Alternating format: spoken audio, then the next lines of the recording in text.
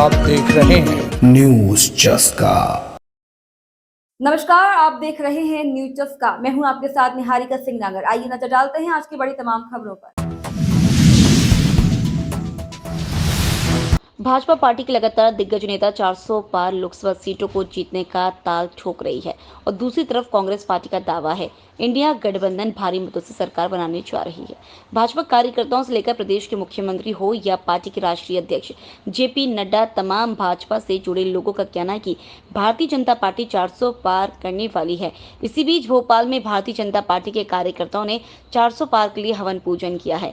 मध्य प्रदेश में आगामी 4 जून को मतदान की गणना होनी है और इसी बीच भाजपा के कार्यकर्ताओं ने हवन पूजन कर भगवान से 400 लोकसभा सीटें जीतने के लिए प्रार्थना की है। बहुत ज़रूरी होती, कहीं ना कहीं किसी लक्ष्य की पूर्ति के लिए लक्ष्य तय होता है और उसको पूर्ण करने के लिए कहीं ना कहीं ईश्वरीय शक्ति भी हम लोग को बहुत आवश्यक होती है। उस ईश्वरीय शक्ति को प्राप्त करने के लिए आज हम लोग ने यहाँ पे हवन किया है कि किस तरीके से एनडीए की सरकार भारतीय जनता पार्टी अपने लक्ष्य को पूर्ण कर सके, 400 सीटों का लक्ष्य पार कर सके।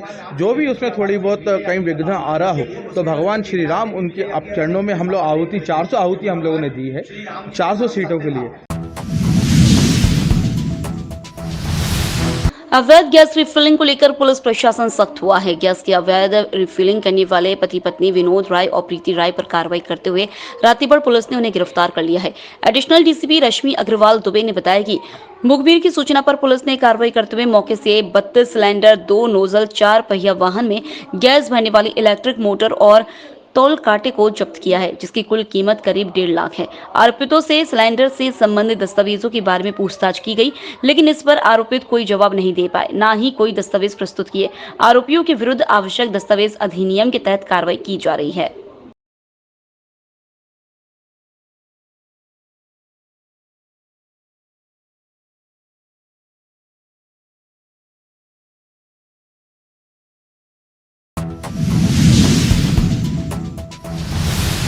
कमलनाथ की 15 महीने की सरकार में जिस प्रकार से मंत्रालय में काली कमाई का अड्डा बन चुका था, जनता के पैसों को कांग्रेस सरकार ने हड़पा था।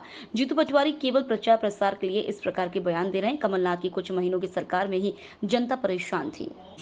मध्य प्रदेश में विधानसभा के चुनाव हुए तब मुख्यमंत्री शिवराज सिंह चौहान ने बहुत लंबे चौड़े वादे किए, महिलाओं के हक की बात करी, महिलाओं की सुरक्षा की बात करी, महिलाओं को बहुत से लालच दिए। उन्होंने कहा आपको 3,000 रुपये महीने तक की पेंशन मिलेगी, मासिक जमा होगा, 450 में गैस सिलेंडर मिलेगा और जो गेहूं की दाम, धान के खाद, बहुत ज्यादा लालच और प्रलोभन दिए थे और महिलाएं बेचारी बहनें इनके बातों में आई थी। उन्होंने विधानसभा में उनको साथ दिया था, ये सही है। उसका परिणाम रहा कि मध्य विधानसभा में भारतीय जनता पार्टी सरकार बनी, लेकिन लोकसभा में जब वो देखा महिलाओं, बहनों ने, माताओं ने कि उन्हें कोई बेनिफिट ही नहीं मिल पा रहा है, न 450 का गैस सिलेंडर मिल रहा है, न उनकी मंथली की जो राशि देने वाली राशि है वो 3,000 रुपये की जा रही है, तो महिलाओं को विश्वास भारतीय जनता पार्टी से खत्म हो गया। और यही कारण है कि महिलाओं ने चुनाव में बढ़ चढ़ के भाग नहीं लिया और इसलिए परसेंटेज कम रहा है। निश्चित रूप से मैं समझता हूँ पहले की अपेक्षा ये कहने में अतिशयोक्ति नहीं होगी कि आधी महिलाओं ने भी भारतीय जनता पार्टी के साथ नहीं दिया है।